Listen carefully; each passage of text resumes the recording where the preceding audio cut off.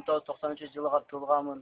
Биз кыргыздар тогулуп, өзбектерди атып же өлтүрөбүз деп башканда военныйлар келип автоматтарды берди. Анан мылтыктарды берди, мылтыктарды атып атканда же бүтүп эртеси кечирак менен силер бара талкалага дедилер, биз талкалап аттык, анан башкалар атып атышты. Талкалап атгандан кармалып калдым. Өзбектер бүттүгүн биттен алып калтырган жок, атып үйлөрүн өртөп салды. Жаш балдарды дагы атып салды. Жандырдың? Жак.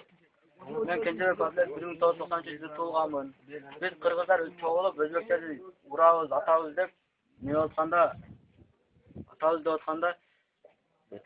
БТР келип бизге автоматтарды бере баштады. Автоматтарды бергенден кийин атып үйлөрдү өртөп, саттарды өлтүрүп аткандан кийин чоң балдар кетишти, анан биз калганбыз. Биз калып Черемушка, Чилек-Чалдар бүт өртөп бүтүптүр. Анан кийин биз майында талкалайбыз деп, анан майында талкалап, макарон алып калганда анан кийин кыздарды ham урап атышты.